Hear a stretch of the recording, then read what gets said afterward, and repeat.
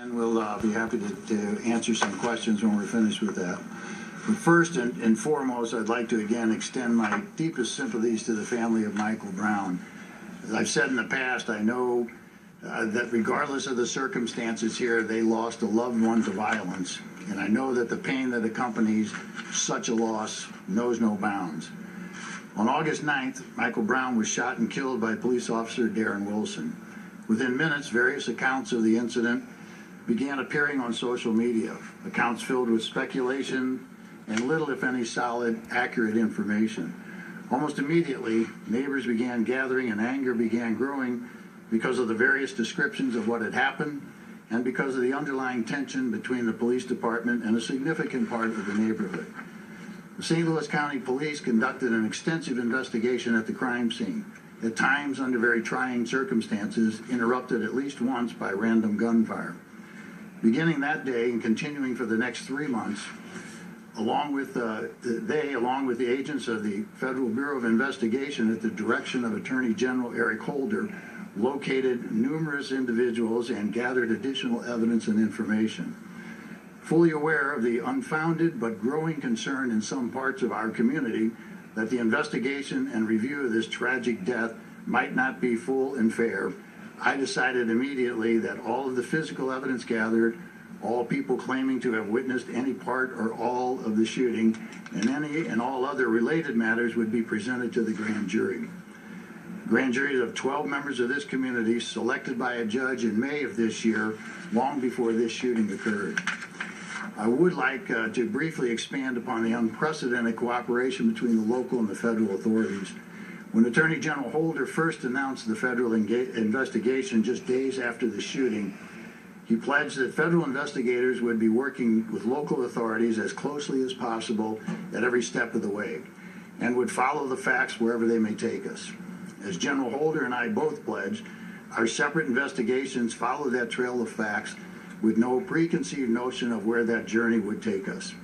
Our only goal was that our investigation would be thorough and complete to give the grand jury, the Department of Justice, and ultimately the public all available evidence to make an informed decision. All evidence obtained by federal authorities was immediately shared with St. Louis County investigators. Likewise, all evidence gathered by St. Louis County Police was immediately shared with the federal investigators. Additionally, the Department of Justice conducted its own examination of all the physical evidence and performed its own autopsy. Another autopsy was performed at the request of the Brown family, and all of this information was also shared.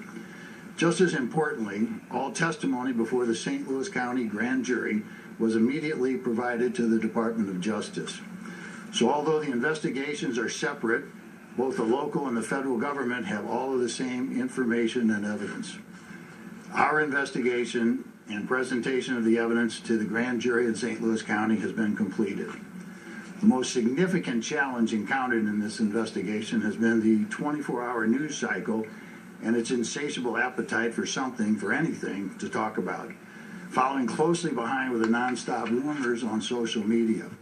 I recognize, of course, that the lack of accurate detail surrounding the shooting frustrates the media and the general public and helps breed suspicion among those already distrustful of the system. Yet those closely guarded details, especially about the physical evidence, give law enforcement a yardstick for measuring the truthfulness of witnesses. Eyewitness accounts must always be challenged and compared against the physical evidence. Many witnesses to the shooting of Michael Brown made statements inconsistent with other statements they made and also conflicting with the physical evidence. Some were completely refuted by the physical evidence.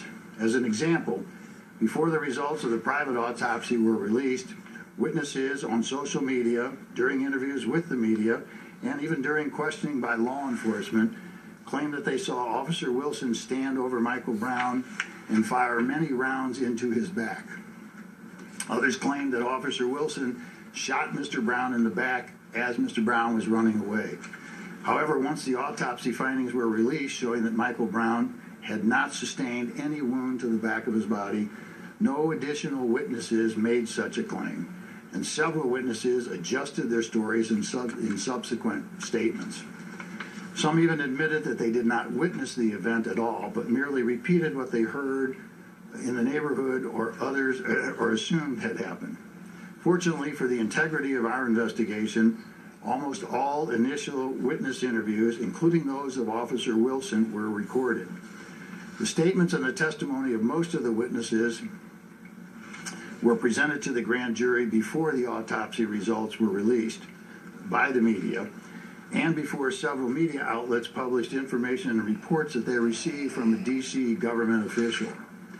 The jurors were therefore, prior to the time that released information going public and what followed in the news cycle, the jurors were able to have already assessed the credibility of the witnesses, including those witnesses whose statements and testimony remained consistent throughout every interview and were consistent with the physical evidence in this case.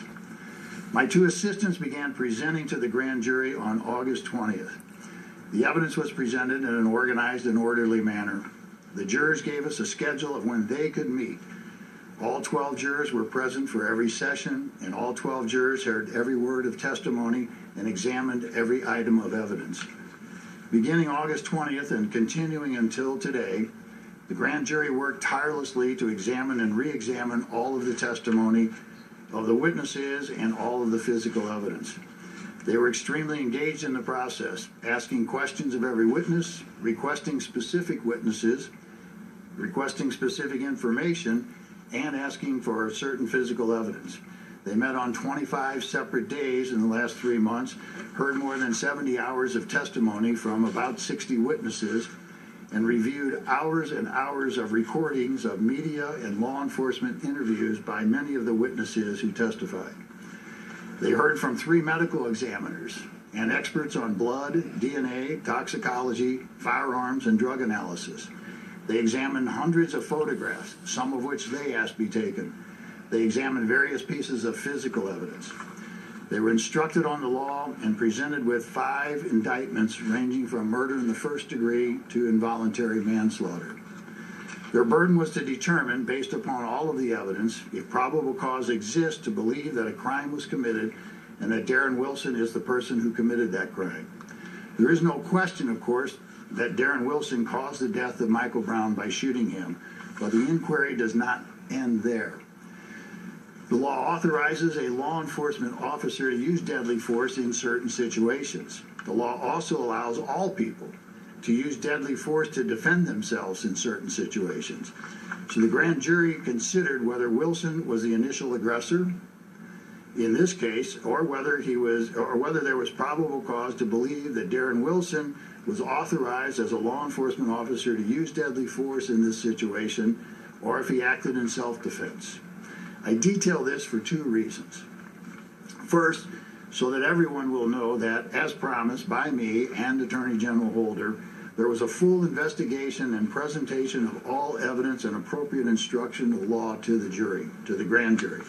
Second, as a caution to those in and out of the media who will pounce on a single sentence or a single witness and decide what should have happened in this case based on that tiny bit of information. The duty of the grand jury is to separate fact from fiction. After a full and impartial and critical examination of all the evidence in the law and decide if that evidence supported the filing of any criminal charges against Darren Wilson, they accepted and completed this monumental responsibility in a conscientious and expeditious manner. It is important to note here and say again that they are the only people who have heard and examined every witness and every piece of evidence. They discussed and debated the evidence among themselves before arriving at their collective decision. After their exhaustive review of the evidence, the grand jury deliberated over 2 days, making their final decision. They determined that no probable cause exists to file any charge against Officer Wilson and returned a no true bill on each of the 5 indictments. The physical and scientific evidence examined by the grand jury, combined with the witness statements supported and substantiated by that physical evidence, tells the accurate and tragic story of what happened. A very general synopsis of the testimony and the physical evidence presented to the grand jury follows. Please note that, as I have promised, the evidence presented to the grand jury, with some exceptions, and the testimony of the witnesses called to the grand jury will be released at the conclusion of this statement.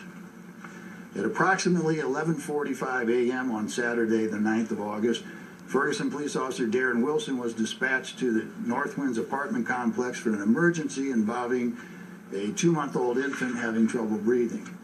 At approximately 11:53, while still at the Northwinds call, Wilson heard a radio broadcast for a stealing in progress at a market on West Florissant. The broadcast also included a brief description of the suspect, a black male wearing a white t-shirt who took a box of Swisher cigars. Other officers were dispatched to that store. Officer Wilson remained with the mother and the infant until EMS arrived to transport them to the hospital. Officer Wilson then left Northwinds complex in his Ferguson police vehicle, a Chevy Tahoe SUV, and drove west on Canfield towards West Florissant.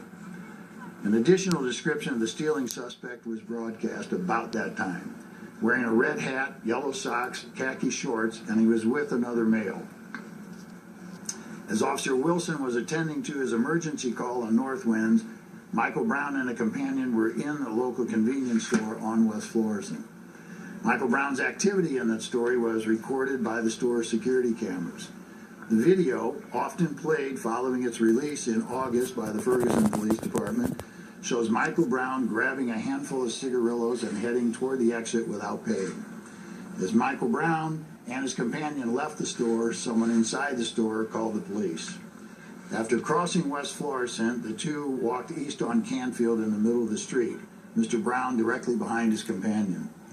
As Officer Wilson continued west on Canfield, he encountered Michael Brown and his companion still walking in the middle of the street. As Wilson slowed or stopped as he reached Mr. Brown, he told them to move to the sidewalk. Words were exchanged and they continued walking down the middle of the street. As they passed, Wilson observed that Michael Brown had cigarillos in his hand and was wearing a red hat and yellow socks. At approximately 12:02 p.m., Wilson radioed that he had two individuals on Canfield and needed assistance.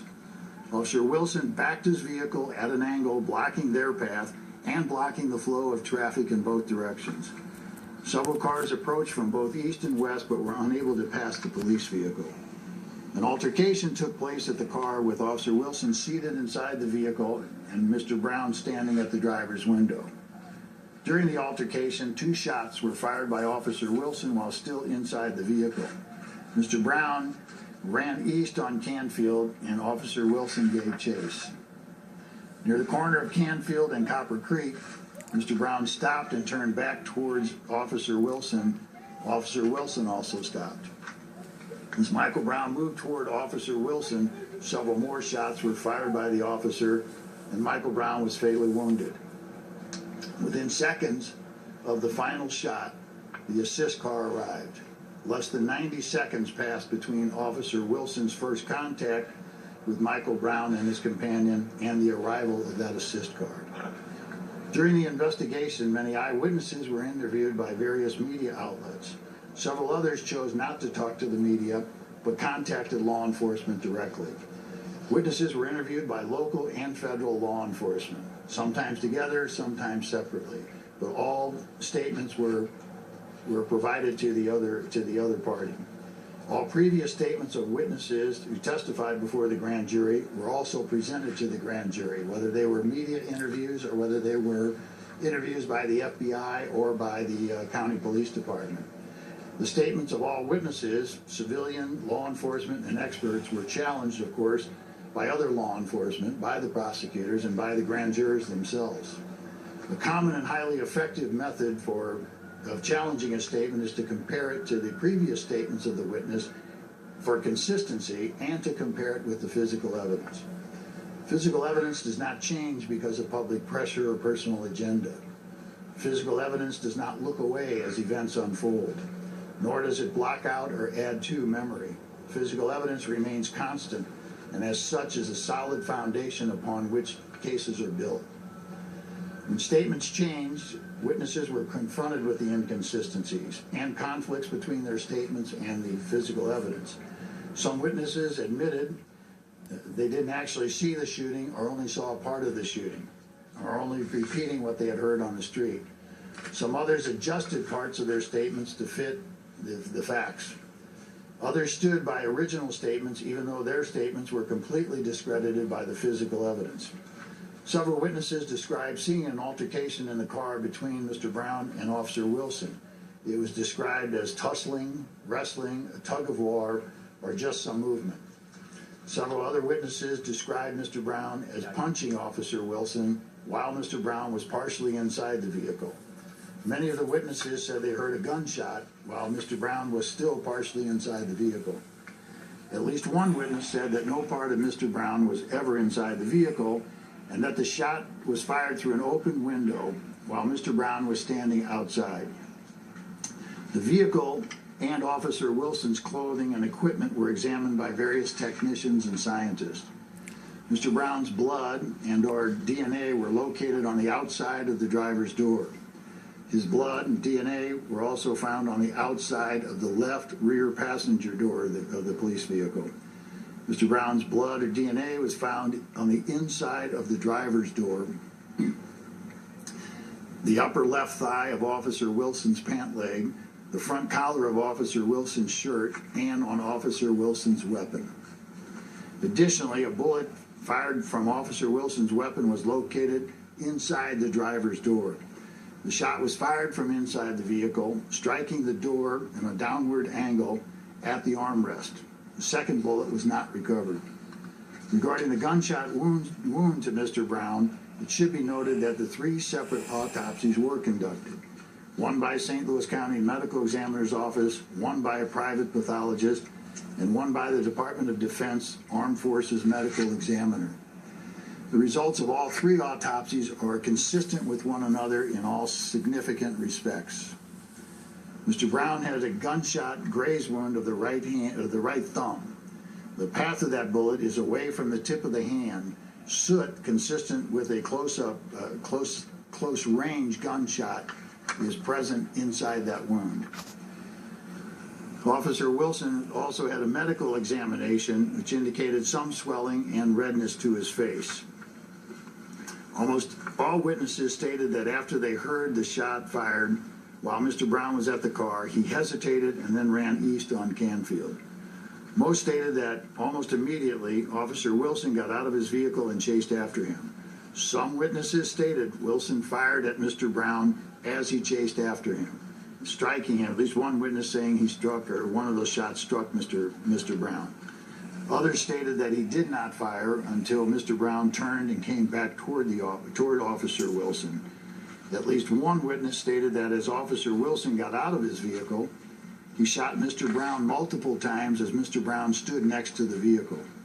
Yet another witness stated that Officer Wilson stuck his gun out the window and fired at Mr. Brown as Mr. Brown was running. One witness stated there were actually 2 police vehicles and 4 officers present, but only one officer fired a weapon. Most witnesses agreed that near the corner of Canfield and Copper Creek, Mr. Brown stopped and turned around facing Officer Wilson. Some said Mr. Brown did not move toward Officer Wilson at all, but was shot multiple times as he stood near the corner with his hands raised. In subsequent interviews with law enforcement or their testimony before the grand jury, many of the same witnesses acknowledged that they didn't actually see the shooting. Some were running for cover, some were relating what they heard from others, or as I said, what they assumed happened in that case. Several other witnesses maintained their original statement that Mr. Brown had his hands in the air and was not moving toward the officer when he was shot. Others said that he was shot, Several witnesses stated that Mr. Brown did not raise his hands at all, or that he raised them briefly and then dropped them and turned toward Officer Wilson, who then fired several rounds. Other witnesses stated that Mr. Brown stopped for a very brief period, then moved toward Officer Wilson again. One described his movement toward Officer Wilson as a full charge. According to some witnesses, Officer Wilson stopped firing when Mr. Brown stopped moving toward him and resumed firing when Mr. Brown started moving toward him again. These witnesses did not make any statements to the media. The description of how Mr. Brown's hands raised his hands or the position of his hands is not consistent among the witnesses. Some described his hands as being out to his side. Some said in front of him with his palms up. Others said his hands were raised near his head or were by his shoulders. Still others said they were in front of his chest or down by his stomach. Others described his hands as being in a running position or in fists. There are also various witness statements regarding Mr. Brown's movement after he stopped and turned back toward Officer Wilson. Several witnesses said Mr. Brown never moved toward Officer Wilson and was shot where he stood at the corner. Most said that the shots were fired as he moved toward Wilson. Mr. Brown's movements were described as, they said on one, walking, moving fast, stumbling, or a full charge. Like other aspects of this case, the varying descriptions were sometimes provided by the same witnesses in subsequent statements or testimony. The entire area was processed by the St. Louis County Crime Scene Unit. A total of 12 rounds were fired by Officer Wilson. 2 shots at the car, 10 more shots farther east on Canfield. Mr. Brown sustained a graze wound to his thumb while standing next to the vehicle. He sustained 6 or 7 more gunshot wounds, depending upon whether one of the shots was an entry or a re-entry wound. Mr. Brown sustained a second graze wound, another graze wound, to his right bicep. He also sustained wounds to his right forearm, upper front right arm, lateral right chest, upper right chest, forehead, and top of the head. The top of the head, forehead, and perhaps the upper right chest were consistent with his body being bent forward at the waist. Except for the first and last wounds, the medical examiners are unable to determine the order of the shots. The graze wound to the thumb sustained at the vehicle is likely the first wound. It was the only close-range shot. The shot to the top of the head was most likely the last. It would have rendered him immediately unconscious and incapacitated. Mr. Brown's body was located approximately 153 feet east of Officer Wilson's car. Mr. Brown's blood was located approximately 25 feet farther east, past his body. A nearby tenant during a video chat inadvertently captured the final 10 shots on tape. There was a string of several shots, followed by a brief pause, followed by another string of several shots. As I stated earlier, the evidence and the testimony will be released following this statement. I'm ever mindful that this decision will not be accepted by some and may cause disappointment for others. But all decisions in the criminal justice system must be determined by the physical and scientific evidence and the credible testimony corroborated by that evidence, not in response to public outcry or for political expediency. Decisions on a matter as serious as charging an individual with a crime simply cannot be decided on anything less than a complete critical examination of all available evidence. Anything less is not justice. It's my sworn duty and that of the grand jury is to seek justice and not simply obtain an indictment or conviction.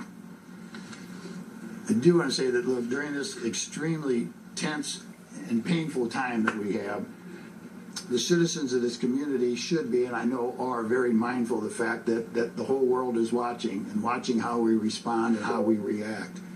And I would urge each and every one of them that with the loss that was suffered by the Brown family, no young man should ever die. This is a loss of a life, and it's a tragic loss regardless of the circumstances. But it's opened old wounds, and it's given us an opportunity now to address those wounds, as opposed to in the past where they just fade away. For how many years have we been talking about the issues that lead to incidents like this, and yet after a period of time, it just sort of fades away. So I urge everybody who's engaged in the conversation, who's engaged in the demonstrations, to keep that going, to stay with that, not to let that go, and to do it in a constructive way, a way that we can profit from this, a way that we can benefit from this by changing the structure, by changing some of the issues, by solving some of the issues that lead to these sorts of things.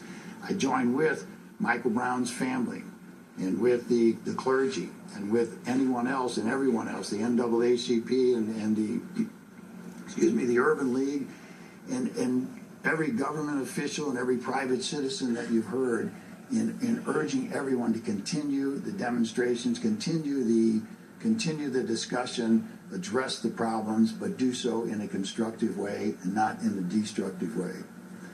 Because I have time for a few questions now. I'll just kind of start over here. Yes, sir. Gentleman in the black sweater.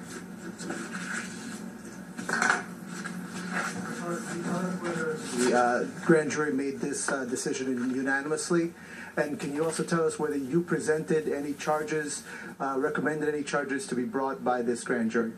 So the first question is whether the vote. The grand jury by statute is not allowed, nor am I or anyone else allowed to ask or to discuss the vote or the deliberations themselves. The grand jury is a very secret process, and it should be in order to protect that secrecy, to protect the witnesses so that people can come out and talk about and speak freely in there. Jury deliberations in the grand jury, whether or a trial jury, they're not recorded. And in a trial, of course, they're unanimous, but by statute, the grand jury is not allowed, nor is anyone allowed to ask what the verdict, what the vote was, nor are they allowed to, or anyone allowed to ask what the discussion was, the opinions expressed by the other grand jurors. I didn't present, no. My two assistants did all of the presentation in the grand jury. We prepared, as their legal advisors, of course, as we do in every case, potential charges for that, and presented, in this case, we presented 5 charges, 5 indictments to them. Yes, sir. I heard you describe some very problematic witness statements. Do any rise to the level of you going after perjury charges? No, I think there are a number of witnesses, in all honesty, that truly believe what they said. I mean, the ones who were consistent throughout, even in the face of their testimony being in conflict with the physical evidence that was there. I think they truly believe that's what they saw, but they didn't. So no. Some of the others, yes, we're making it up, but they all pretty much acknowledge that they saw parts and then made up other things. Yes, ma'am. Okay. Bob, there have been many that have been critical of this process, calling it a secret trial. Do you regret taking this to the grand jury? Do you wish there had been a coroner's jury, some other forum for presenting this evidence? No, not at all. I certainly don't regret taking this. I think that was a good decision to take this to the grand jury. We presented to this grand jury, as I detailed in here, all the evidence that there possibly could be, all of which will be available. As we finish this tonight. So everyone will be able to examine that same evidence and come to their own conclusion. And that's the only thing I'd urge. And I know people aren't going to go home and read everything that was on there and make a decision based on that. But you need to keep in mind that these grand jurors poured their hearts and souls into this process. Their term was scheduled to end in early September. And they gave up their lives. They put their lives on hold. They put their families on hold. They put everything on hold so that they could come in and do their civic duty. And it was a very emotional process for them. I met with them before any evidence started to tell them what the process was going to be, and I met with them today after their decision. And I can tell you just how emotional and how draining it was for each and every one of them. So to suggest anywhere, anyone suggesting that somehow, it's just not a full and fair process. It's just unfair to these people. They poured their hearts and souls into this. Yes, ma'am. So go right next to you after that. I'll hand it right over, I promise. Can you tell us anything more about the grand jury? We've heard just some very basic demographics, mainly just race and sex. Can you tell us any more, the basic ages, and maybe perhaps which way those folks voted? No, I really can't. That was the information that the judge released and allowed to be released on the demographics of the makeup of the grand jury. What I can tell you, and probably not speaking too far out of line, is that when any judge picks a grand jury, they're looking for a cross section of St. Louis County, and I will say that almost any demographic category you can come up with is going to be represented on that grand jury. Various ages, income, where they live, how they live, retired, not retired, still working, blue collar, professional. Almost anything you can think of is going to be on that grand jury, and they tend to be that way across the spectrum. You know, we have 3 a year. Yes, ma'am. Sir, were there any African American witnesses who testified that Michael Brown was coming towards the officer when Brown was shot? Yes. All the ones that I mentioned specifically were all African Americans. That the one who indicated that he came at him in a full charge, and that as Officer Wilson fired shots at him, Mr. Brown stopped, and Officer Wilson stopped shooting, and as Mr. Brown started charging at him again, those are his words, his testimony, Mr. Wilson started shooting again. And so the others who had very consistent stories, not just with each other, or not just their stories or their testimony throughout, but they were consistent with the others, several others, they're all African American. Yes, sir. I wonder if you could tell us a little bit about Officer Wilson's testimony and perhaps his status tonight. Well, I have no idea what his status is, but his testimony was, again, it's in the packet that'll be released, but his testimony, and you know, these are questions a lot that were asked by the grand jurors, as you know, questioning him and challenging him on why he didn't use lesser force, why he didn't run away. And rather than get into the specifics of it, I will say that he did testify, of course, that he was sitting in the car and was punched by Mr. Brown. I think all of that information from his version out there, or is out there. I specifically didn't do that because, in any case, the target or the suspect is you know, has the most interest in the case, and so we don't put a whole lot of stock. We'd love to hear from him, but don't put a whole lot of stock or can't rely solely upon that testimony. So, yes, sir. The blue shirt.